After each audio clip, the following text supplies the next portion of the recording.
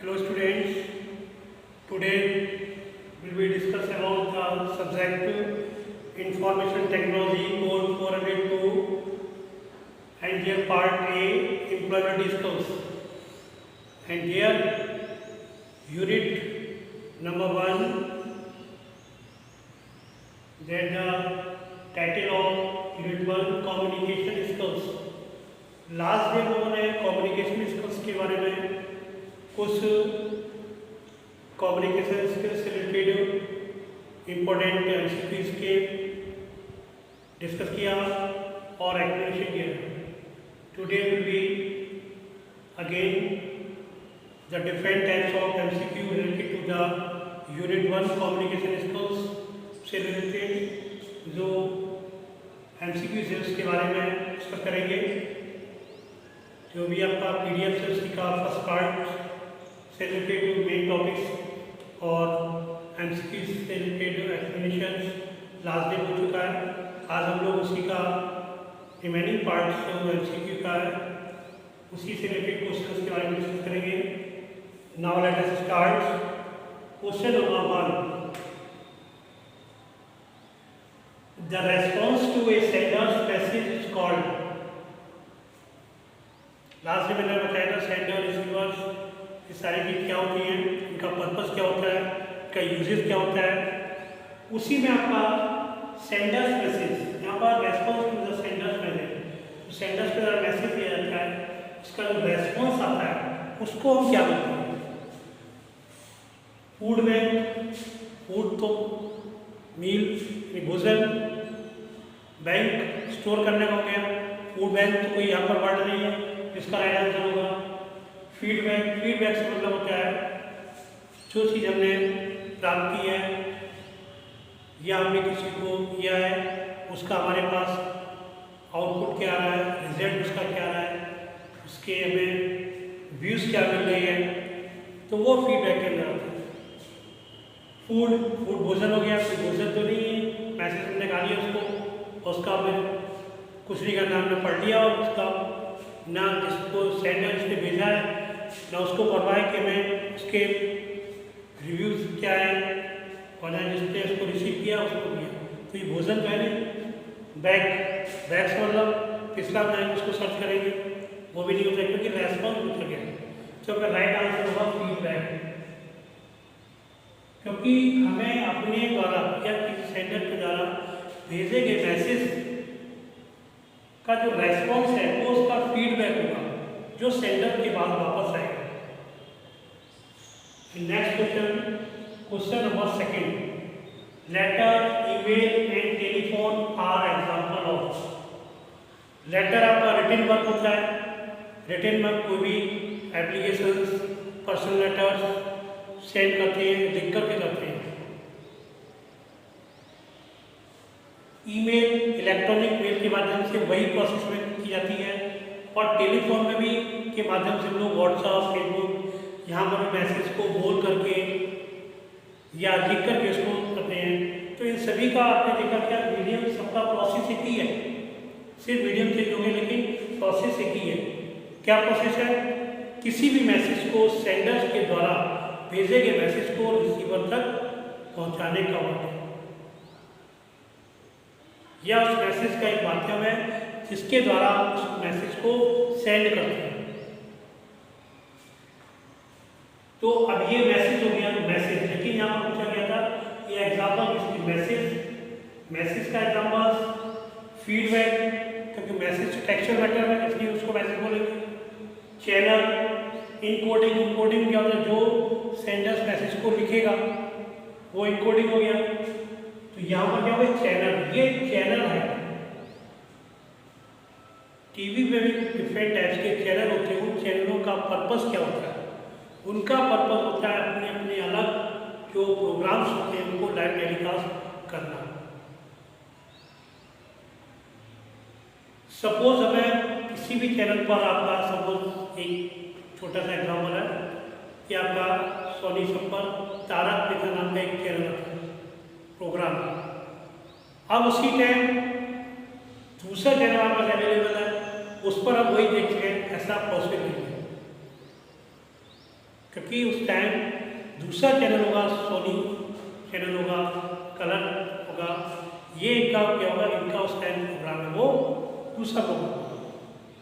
तो ये सब सारे क्या चैनल्स के वीडियो, ये सारे चैनल्स हैं। जैसे ये अलग अलग चैनल्स हैं, क्योंकि कोई आपको कमेंट्री दिखा रहा है, कोई आपको वीडियो शो कर रहा है, कोई आपका एंटरटेनमेंट करा रहा है, मीडियाज को शो कर रहा है, उसी तरह इसलिए हमारे क्या हो जाते हैं channel, channel. Now let us start question number 3, communication styles. आपको हमेशा ये चीज से नॉलेज मिली, क्योंकि किसी भी टॉपिक का स्ट्रेंथ्स जो एडवांटेज होते हैं, गुण होते हैं, और वीकनेस हर टॉपिक में किसी न किसी तरह से हमारे पर्टिकुलर उसके व्यूज होते हैं। जैसे यहाँ पर ये है, ये जिसको हम मार्कर के प्लेस पर चौक का यूज करें तो चौक क्या होगी, हमारे लिए स्ट्रेंथ होगी। एक तो कम खर्च होगी प्राइस के दृष्टिकोण से, ठीक है, उसमें कम हमारा प्राइस इन्वेस्ट होगा, लेकिन उसके वीकनेस क्या है, उसके जो डस्ट है वो हमारे बॉडी के अंदर जा सकता है, नोज के थ्रू, माउथ के थ्रू।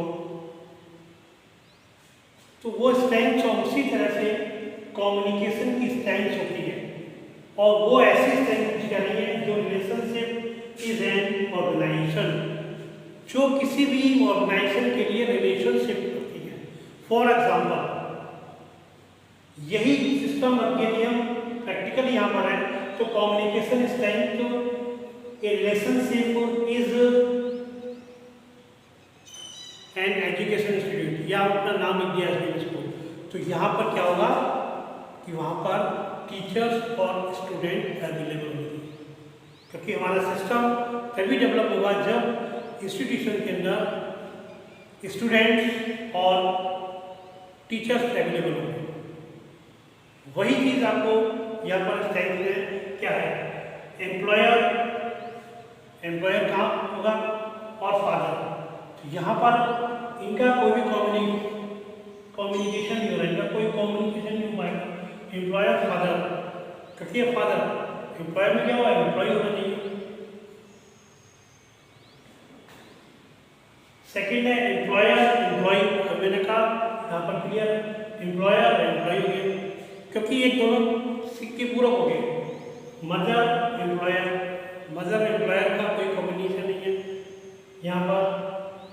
मदर चाइल्ड, क्योंकि कम्युनिकेशन में यहाँ पर ये एक ग्रुप नहीं, सिस्टम मेंटेन नहीं हो रहा, तो यहाँ पर इसका राइट आंसर होगा एम्प्लॉयर और employee. Now next question number 4, which one of the following is a part of speech? इस कम्युनिकेशन स्किल्स में आपका कुछ पोर्शन यूनिट में इंग्लिश स्किल्स का भी दिया गया है। ये एमसीक्यूज है क्वेश्चन, वो उसी से रिलेटेड है, जहाँ पर कुछ आपको जनरल इंट्रोडक्शन, क्योंकि कम्युनिकेशन में हमें जब हम कोई भी डिस्कशंस करते हैं तो वहाँ पर हमें इंग्लिश टर्म पर उसको यूज़ कर रहे हैं, तो इंग्लिश की कुछ मेन टॉपिक्स है वो भी हमें आने चाहिए। सेंटेंस का किस टाइप का सेंटेंस होना चाहिए, कैसी वोकैबुलरी होनी चाहिए, स्पेलिंग्स और ग्रामेटिकल्स यूजेस वर्ड में होनी चाहिए। इसलिए यहाँ पर उसी से रिलेटेड क्वेश्चन है, इसमें पूछा गया कुछ देर आर 4 ऑप्शन दिए, उन 4 ऑप्शन में से पार्ट्स ऑफ स्पीच कौन सा है? Pronoun, adverb, conjunction, all of these. Pronouns क्या होता है? जो नाउन के सिस्टम होता है। A pronoun is a word that used in place of noun, जो नाउन के प्लेस पर यूज किया जाता है वो प्रोनाउन हो गया। एडवर्ब क्या होता है? जो वर्ब की विशेषता बताए वो एडवर्ब हो गया। कंजक्शन क्या होते हैं? ज्वाइंट, जो किन्हीं दो वर्डों को या दो सेंटेंसों को जोड़ने का मतलब है। All of these. अब जानते हैं पार्ट्स ऑफ स्पीच में there are the 8 parts of speech in English language. Noun, pronoun, adjective, verb, adverb, preposition, conjunction और इंटरजेक्शन। 8 होते हैं। उस सेट में से ये तीन है, प्रोनाउन, एडजेक्टिव, कंजंक्शन भी पार्ट्स ऑफ स्पीच के पार्ट्स हैं। सो द राइट आंसर क्या होगा आपका? All of this. Now next question number 5, which one of the following is the example of adverb? यहाँ पर आपसे क्वेश्चन किया गया है कि इनमें से कौन सा एग्जांपल है जो एडवर्ब का है, एडवर्ब का कौन सा उदाहरण यहाँ पर है। तो पहले तो मैं उसकी डेफिनेशन आनी चाहिए। हम किसी की एग्जांपल्स को पार्टिसिपेट के किसी पार्ट की एग्जांपल नहीं बता सकते हैं जब हमको उसकी डेफिनेशन मालूम हो। एडवर्ब की डेफिनेशंस क्या होती है? A word which describe any one, किसी वन को डिस्क्राइब करें, उसकी विशेषता होती है, वो क्या होती है? एडवर्ब होता है। केयरफुली, केयर का मतलब होता है सावधान, सावधानी से। केयरफुली क्या हो गया? सावधानी पूर्वक। ब्यूटीफुल, सुंदर हो गया। बिकॉज ये आपका कंजंक्शन वर्ड हो गया। क्राइम ये आपका क्या हो गया? आईएनजी फॉर्म हो गई, आपकी आईएनजी फॉर्म होती है उसके अंदर आ गया। तो यहाँ पर आपका जो एडवर्ब होगा वो केयरफुली होगा, क्योंकि केयर से आपका केयरफुली होगा। इसमें एल-वाई इस टाइप के शब्दों को छोड़ देते हैं तो ये आपका जो है वो एडवर्ब तैयार होते हैं। जैसे यूजफुल है तो यूजफुली हो गया, एडवर्ब हो गया। ब्यूटीफुल था, ये यहाँ ब्यूटीफुली होता तो वो भी क्या होता? Adverb. Next question number 6, the name of a person, ये डेफिनेशन है, the name of a person, place और थिंग इज नोन एज। ये डेफिनेशन दिया गया है, ये किसी व्यक्ति, स्थान और वस्तु के नाम को क्या कहते हैं? यहाँ पर मिली है नाउन, प्रोनाउन, एडजेक्टिव, वर्ब। इनमें से किसी एक की डेफिनेशन है। सभी की आपको डेफिनेशन मालूम है। प्रोनाउन की definition, pronoun is a word which used in a place of noun, adjective, an adjective is a word which describe the noun, a verb is a word says something about the subject। तो ये तीनों definition आ गया, ये definition नहीं हो रही। But noun की definition क्या? A noun is the person, place और thing. So is the noun option is the right answer.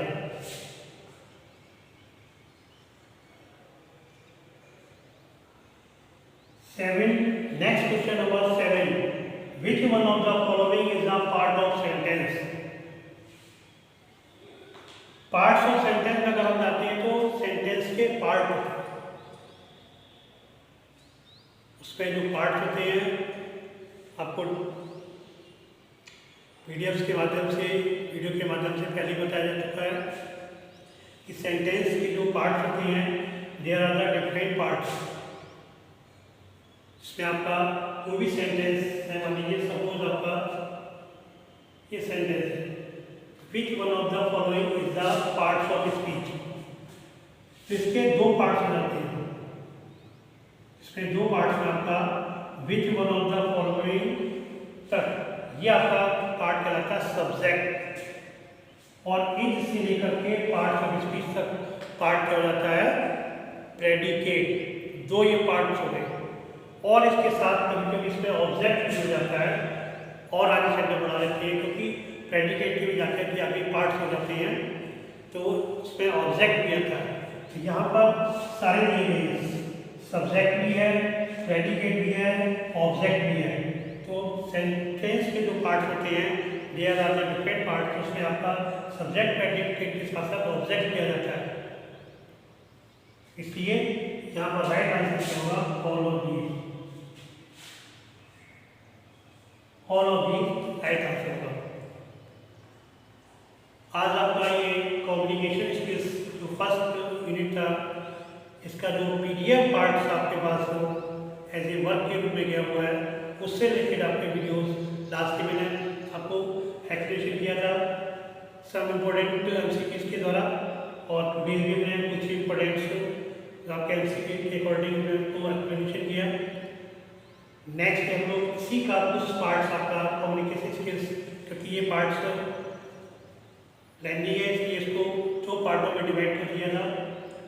आगे इसका सेकंड वीडियो जो आएगी इसी पार्ट की होगी, उसके बारे में हम लोग नेक्स्ट नंबर डिस्कस करेंगे।